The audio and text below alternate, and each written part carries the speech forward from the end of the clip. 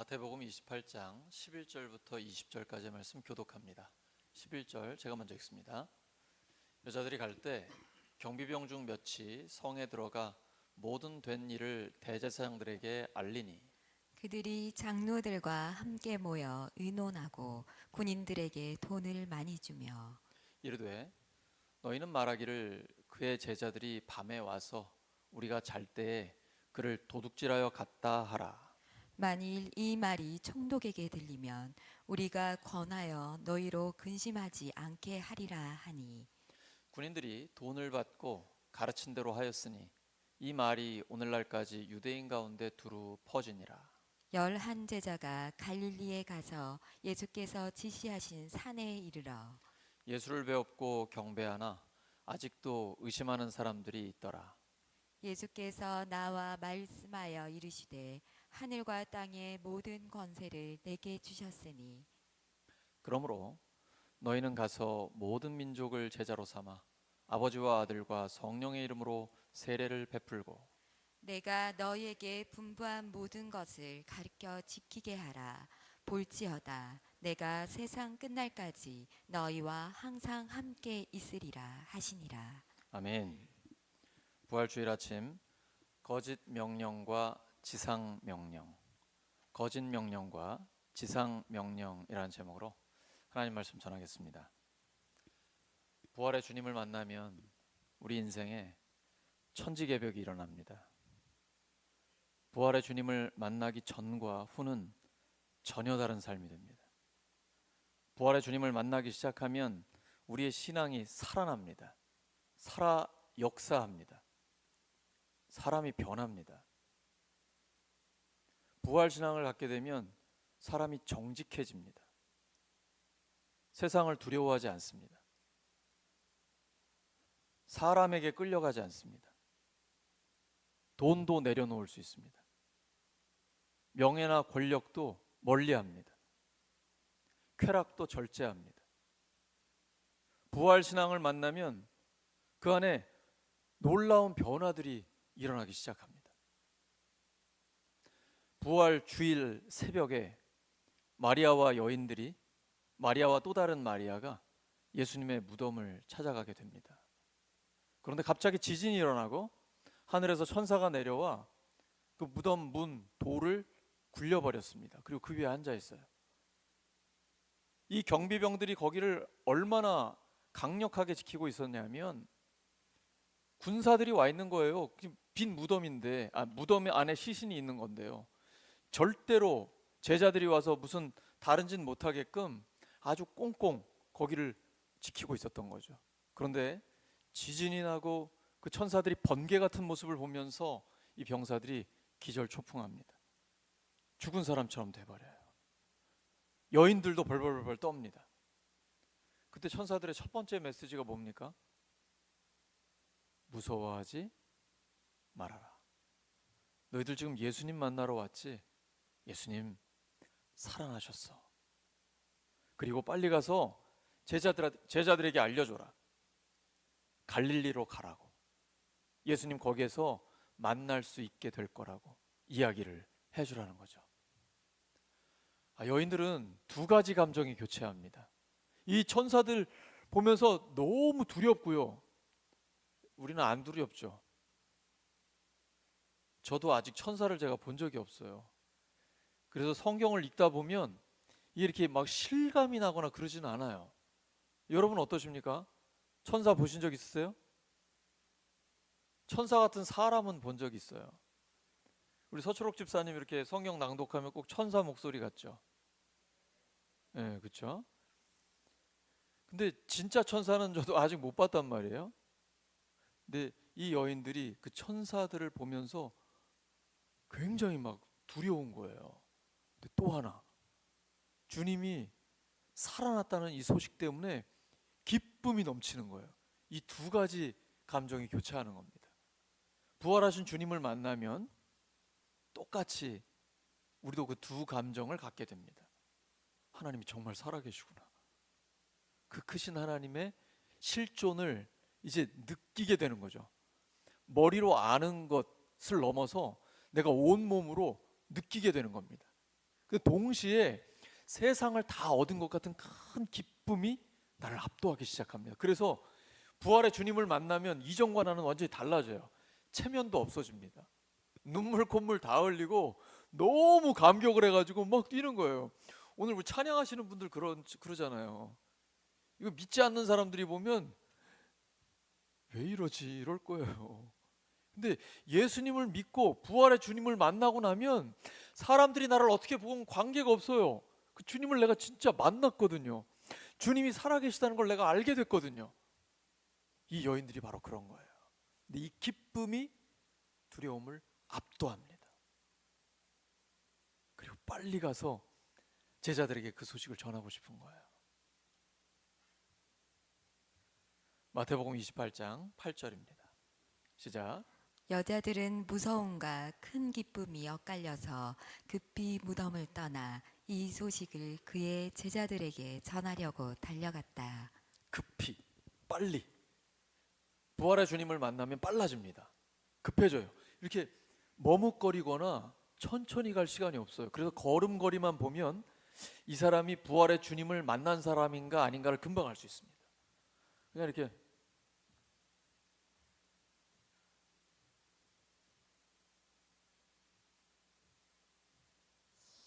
이러기 어렵습니다. 부활하신 주님을 만나면 빨리 전해야 돼요. 왜냐하면 이 부활의 복음이 전해지면 절망했던 사람이 소망을 갖습니다. 불신자가 믿음을 가져요. 구원을 받습니다. 이게 돈으로 됩니까? 돈으로 웬만한 건 다 되죠. 그러니까 성령의 권능 다음이 돈의 힘이라는 생각이 들어요. 굉장히 힘이 있어요. 근데 돈 가지고 안 됩니다. 지옥 갈 사람 천국으로 못 보내요. 그런데 이 부활의 복음이 전해지면 사람이 살아나요. 그러니 목숨 걸만 하죠. 서두를만 하죠. 성격 급한 거랑은 다른 거예요. 조급한 거랑은 다른 겁니다. 부활의 복음 때문에 잠이 안 와요.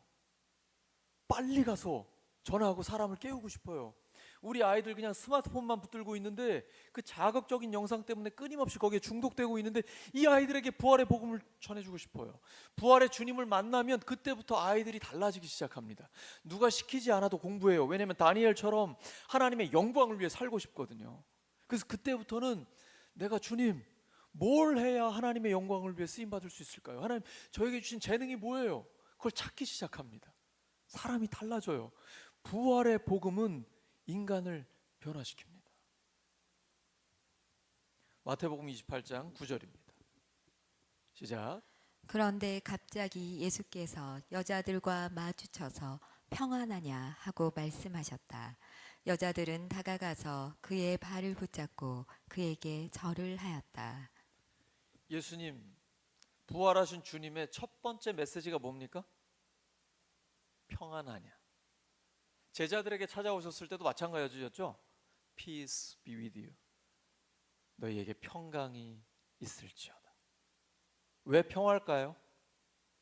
왜 부활의 첫 번째 메시지가 평화일까요? 이제 우리는 평화를 누릴 수 있습니다. 세상이 주는 평화랑은 다릅니다.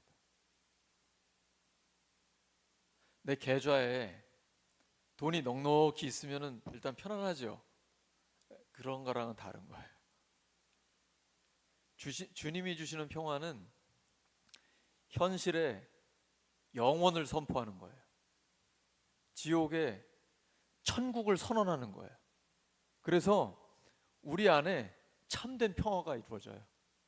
혹시 질병 때문에 고통당하는 사람 있습니까? 주님의 평화가 임하면 그 죽음이 우리를 이기지 못합니다. 우리 찬양한 것처럼 죽어도 다시 삽니다.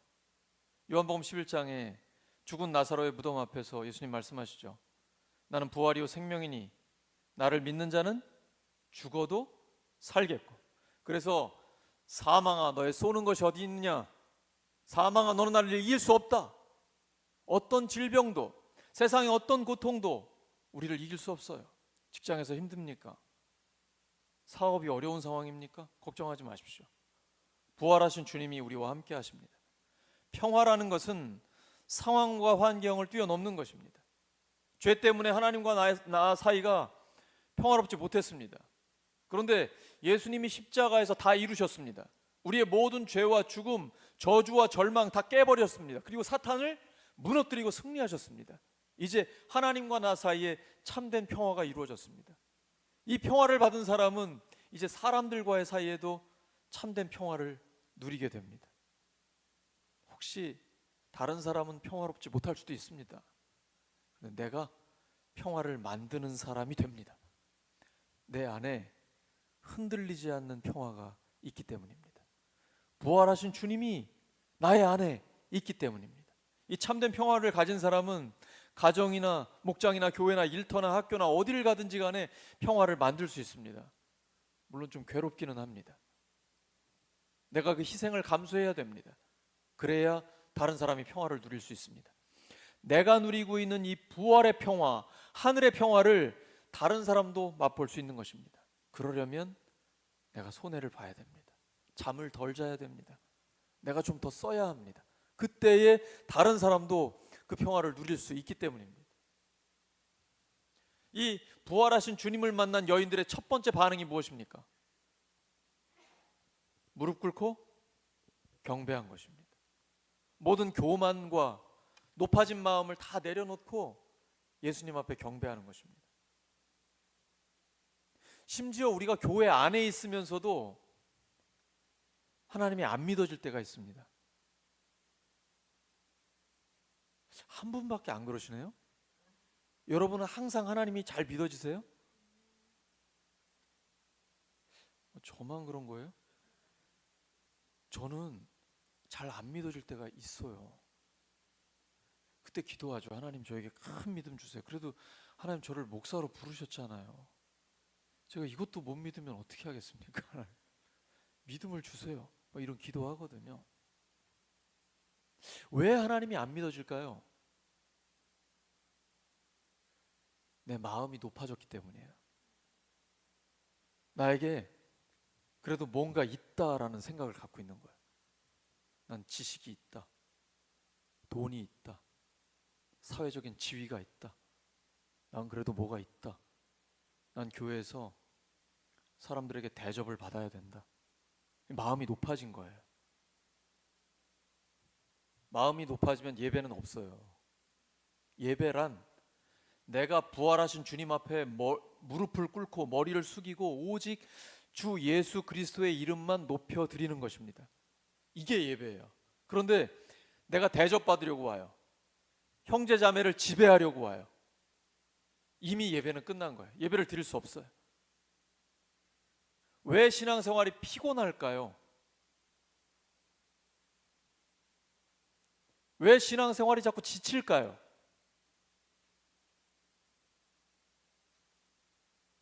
예배는 없고 사역만 하기 때문이에요. 뭔가 내가 막 열심히 하는데 진정 하나님 앞에 예배는 안 드려요. 그리고 일을 하려고 해요. 내가 하나님 앞에 예배를 드려야 예배를 받으시는 하나님이 나를 충만하게 해주시거든요. 공급하는 힘이 있어야 사역을 할 수가 있어요. 그런데 공급은 받지 않고 일만 하려고 하는 거예요. 그러니까 지칠 수밖에 없죠. 우리는 먼저 예배를 드려야 합니다. 그러려면 교회에서 대접받으려고 하면 안 됩니다. 군림하려고 하면 안 됩니다. 섬기러 오셔야 됩니다. 교회에 오기 전에 먼저 하나님 앞에 무릎을 꿇고 와야 됩니다. 주님 앞에 머리를 숙이고 겸손한 마음으로 왔을 때 참된 예배가 이루어집니다. 근데 그 예배를 받으시는 하나님이 나를 충만하게 채우십니다. 그 성령의 충만함을 받으면 넘쳐납니다. 그리고 저절로 사역이 됩니다. 사역은 내가 하는 것이 아니라 하나님이 하시는 것입니다. 하나님이 공급하시는 힘으로 하는 겁니다. 오직 성령이 너희에게 임하시면 너희가 권능을 받고 권능을 받아야 일할 수 있습니다. 우린 지금부터 예배부터 시작하기를 원합니다. 부활하신 주님 앞에 고백하는 겁니다. 나의 주, 나의 하나님, 주님을 찬양합니다. 우리의 예배를 받아주시옵소서. 하나님 그 마음을 아세요. 그리고 그 예배자를 찾고 계세요. 왜 찾으실까요? 능력을 베푸시기 원하는 겁니다. 역대하 16장 9절이죠. 여호와의 눈은 온 땅을 두루 감찰하사 전심으로 자기를 찾는 자들에게 능력을 베푸신다. 기록된 말씀입니다. 요한복음 4장에서 예수님이 우리에게 간곡하게 부탁하며 말씀하십니다. 하나님은 영이시니 예배하는 자가 영과 진리로 예배할지니라. 하나님은 그렇게 예배하는 자를 찾고 계십니다. 부활하신 주님은 바로 그 예배자를 찾고 계신 것입니다. 그 예배자에게 하나님의 은혜를 충만하게 주십니다. 오늘 겸손의 왕이라는 찬양처럼 하나님은 사람이 되어 오셔서 우리 모두를 위해 죽어 주셨습니다. 여러분, 혹시 여러분을 위해서 죽어 줄 수 있는 사람 있습니까? 남편이 죽어 줄 수 있나요? 아니라고 하시네요. 혹시 아내가 나를 위해 죽어 줄 수 있습니까? 애매하네요. 끄덕인 것도 아니고 아닌 것도 아니고. 아내가 옆에 있어서 지금 곤란하신가요?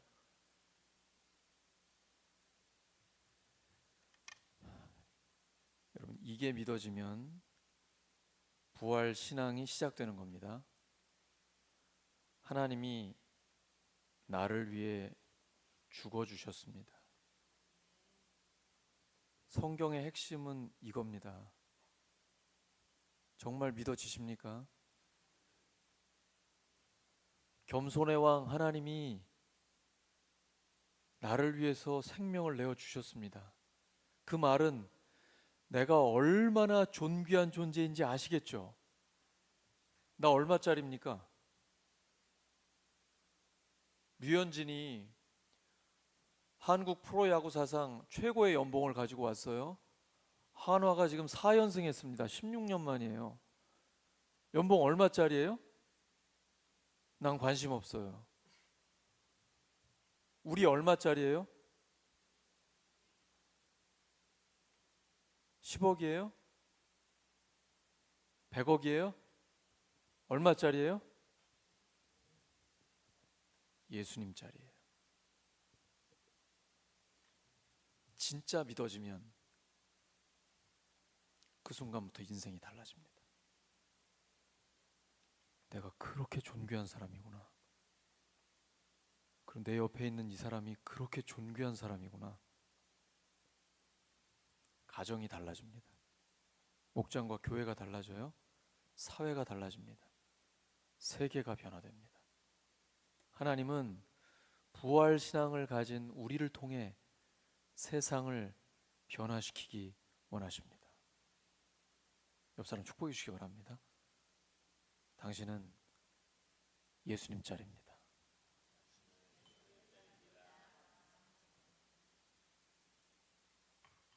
마태복음 28장 10절입니다. 시작. 그때 예수께서 여자들에게 말씀하셨다. 무서워하지 말아라. 가서 나의 형제들에게 갈릴리로 가라고 전하여라. 그러면 거기에서 그들이 나를 만날 것이다. 왜 예수님께서 갈릴리로 가라고 하실까요? 갈릴리가 어떤 곳입니까? 예수님이 처음 제자들을 부르셨던 곳입니다. 그리고 3년 동안 훈련시킨 곳이에요. 3년. 근데 그 제자들이 전부 다 예수님을 배신했습니다. 그것으로는 부족한 겁니다. 예수님과 함께 살았던 이 삶의 증인으로는 부족한 겁니다. 부활의 증인이 되어야 합니다. 예수님은 다시 살아나셨습니다. 그 말씀은 지금부터 영원까지 우리와 함께 하신다라는 겁니다. 이 부활의 증인이 될 때 하나님의 역사가 나타나기 시작합니다. 이 여인들은 지금 두려움과 기쁨을 가지고 갑니다. 우리도 마찬가지 아닙니까? 부활을 믿는데 또 안 믿어지기도 해요. 하나님, 예수님이 다시 살아나셨다는 것을 부인할 수 없는데 능력은 없어요. 이게 인간적인 신앙이거든요. 이 여인들이 그렇게 혼란 속에 있는 거예요, 지금. 주님이 오셔서 첫 번째 하신 말씀이 평안이었고요. 두 번째는 뭡니까? 무서워하지 마라. 삶에 어떤 고통이 있고 장애물이 있으며 어려운 순간이 있다 할지라도 두려워하지 마라. 하나님은 모든 것을 합력하여 선을 이루어 주십니다. 하나님을 믿으니 또 나를 믿으라. 세상에서는 너희가 환난을 당하나 담대하라. 내가 세상을 이기었노라. 주님의 그 말씀을 우리 마음에 새겨주고 계신 것입니다. 무서워하지 마라. 갈릴리 그곳에서 예수님께서는 그들을 변화시키기를 원하시는 겁니다. 부활하신 주님을 보여주시면서 다시 한번 지상 명령을 주기를 원하시는 것입니다. 그들로 하여금 이제 진정 부활의 증인으로 살게 하기를 원하시는 것입니다. 그런데 그 주님 앞에 서 있는 제자들이 예수님을 경배하는 동시에 의심하는 사람들도 있습니다. 의심한다는 건 헬라어로 디스타조입니다. 마태복음 14장에 보시면 예수님이 물 위를 걸어오시는 장면이 있습니다. 그때 베드로가 주님이시면 저도 걷게 해주세요. 와라. 그러니까 배에서 내려서 걷기 시작합니다. 정신이 번쩍 드는 거죠. 내가 지금 뭐 하는 거지? 너무 무서워가지고 물속에 빠져들어가기 시작합니다. 주님 구해주세요. 바로 건져주십니다. 그때 예수님이 뭐라고 말씀하세요? 믿음이 적은 자여 왜 의심하였느냐. 여기 의심하다가 역시 디스타조라는 단어입니다. 이거는 주저하다, 정신이 흔들리다 라는 겁니다. 예수님을 믿지 않는다, 불신자라는 얘기가 아니에요. 예수님을 믿는데 걸으면서 흔들리는 거예요. 근데 예수님은 바로 그들에게 지상명령을 주시는 것입니다. 사람을 변화시켜서 사용하시기 때문입니다. 우리도 마찬가지입니다. 우리가 주님을 배신할 때도 있잖아요. 마음이 흔들릴 때도 있죠. 그러나 하나님은 다 용서하십니다. 다시 기회를 주십니다. 우리로 하여금 그 주님의 명령을 감당할 수 있도록 도와주십니다. 능력도 주시고 책임도 지시고 끝까지 완수하시는 것도 하나님이 하시는 것입니다. 우리는 그냥 주님께 붙어 있기만 하면 되는 것입니다. 근데 이 부활의 소식을 들었을 때 또 다른 부류의 사람들이 있습니다. 대제사장들과 장로들입니다. 경비병들이 천사를 직접 받고 빈 무덤을 확인했습니다. 이들 벌벌 떨고 죽은 상태가 다 됐는데 너무 무서워 대제사장들을 찾아왔습니다. 그리고 그 소식을 그대로 전해줬습니다. 그들은 믿지 않았습니다. 자기의 지위, 권세, 명예를 지키고자 하는 것이죠. 그 벌벌 떨면서 뛰어오고 식은땀을 흘리며 온 병사들의 부활의 소식을 믿지 않는 것입니다. 그리고 그들에게 돈을 많이 줍니다. 적게 주면 안 됩니다. 돈을 줄 때는 그 사람이 감당하지 못할 정도로 많이 줘야 입을 막는 겁니다. 이 병사들은 자기들이 직접 천사도 보고 빈 무덤도 확인했습니다. 그러면 예수님 믿고 구원받을 수 있는 기회를 얻은 겁니다. 그런데 돈과 바꿔버렸습니다. 사람의 욕심은 굉장히 무서운 겁니다. 돈, 명예, 권세, 지위, 이것 때문에 구원을 받지 못합니다. 근데 그들이 그렇게 원했던 돈, 명예, 권세, 지위 다 어떻게 됐습니까? 그것과 함께 지옥으로 가는 겁니다. 아침 안개 같은 거예요. 그래서 가장 중요한 게 예수 그리스도의 복음입니다. 예수님을 믿으면 그 순간부터 부활하신 주님과 동행하며 가장 가치 있고 의미 있는 삶, 영원히 하나님 앞에 기억되는 그 삶을 살 수가 있는 것입니다. 주님께서는 갈릴리로 돌아가 바로 그 부활의 주님, 그 능력을 본받기를 원하는 것입니다. 마가복음 8장 36절과 37절입니다. 시작. 사람이 만일 온 천하를 얻고도 자기 목숨을 잃으면 무엇이 유익하리요? 사람이 무엇을 주고 자기 목숨과 바꾸겠느냐? 대제사장들과 장로들은 거짓말을 퍼뜨립니다. 근데 거짓말이 잠깐은 통할 수 있습니다. 영원히 통하지는 못합니다. 지금 돈을 가지고 사람을 매수했습니다. 돈이 거의 모든 일을 다 할 수 있습니다. 하지만 돈으로 진실을 살 수는 없습니다. 어리석은 것이죠. 부활의 진리를 거짓으로 바꾸려고 합니다. 그들은 권력의 비호를 사용하려고 합니다. 혹시 너희들 잠들었을 때 제자들이 시신을 훔쳐갔다라는 말이 총독에게 들어가면 우리가 다 알아서 해줄게. 총독한테 얘기해 줄게. 우리랑 총독이랑 얼마나 가까운지 알지? 권력과 결탁하고 있는 것이죠. 오늘날도 마찬가지입니다. 돈이나 권력이면 다 된다라고 생각하는 사람들이 많이 있습니다. 지금 선거 기간인데요. 헛된 것입니다. 오래 못 가요. 얼마 못 가는 권력을 하나님처럼 생각하는 사람들이 너무나 많습니다. 우리 주님께서는 우리에게 지상 명령을 주십니다. 거짓 명령을 다 깨뜨려라. 그리고 지상 명령을 가지고 끝까지 하나님 앞에 신실하게 서 있으라고 말씀하십니다. 우리 선택해야 됩니다. 돈과 진리, 의심과 믿음. 우리는 무엇을 선택하겠습니까? 하나님과 물질을 겸하여 섬길 수 없습니다. 예수님께서는 우리에게 하늘과 땅의 모든 권세를 갖고 계신다고 말씀하십니다. 하늘과 땅의 모든 권세, 영적인 권세, 물질적인 권세, 주님이 다 갖고 계십니다. 그러므로 우리는 우선순위를 그 주님과의 올바른 관계에 두어야 합니다.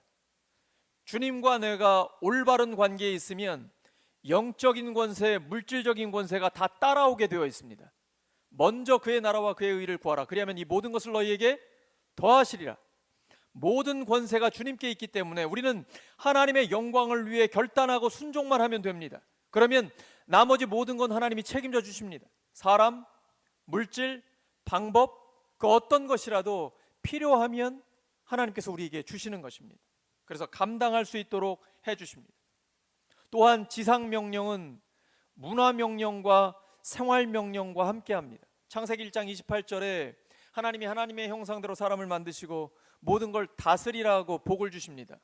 또한 요한복음 13장 34, 35절에 새 계명을 너희에게 주노니 내가 너희를 사랑한 것 같이 너희도 서로 사랑하라고 말씀하십니다. 이제 가서 모든 민족을 제자 삼으라고 말씀하십니다. 가서 모든 민족을 제자 삼고 모든 것을 다스리며 서로 사랑하라. 이 모든 명령이 예수님의 지상 명령에 포함되어 있는 것입니다. 이제 우리가 그 제자로서의 삶을 살 때에 주님의 약속이 우리에게 이루어집니다. 세상 끝날까지 너희와 항상 함께 있으리라. 말씀 정리합니다. 부활하신 예수님의 성령이 우리와 함께 하십니다. 그러므로 우리는 선택해야 합니다. 돈이 아니라 진리를 선택합니다. 의심이 아니라 믿음을 선택합니다.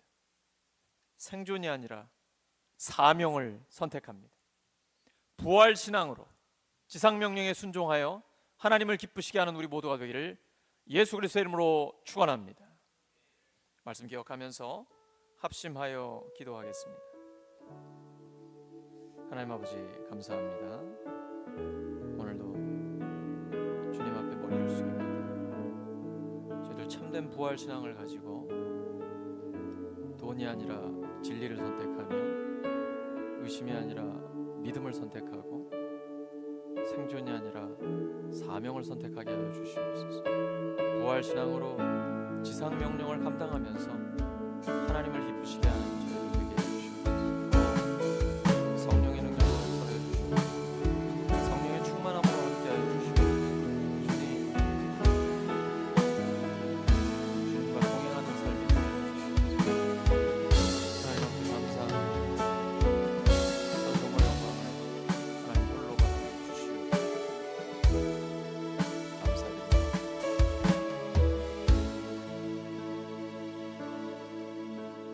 예수 그리스도의 이름으로 기도드립니다.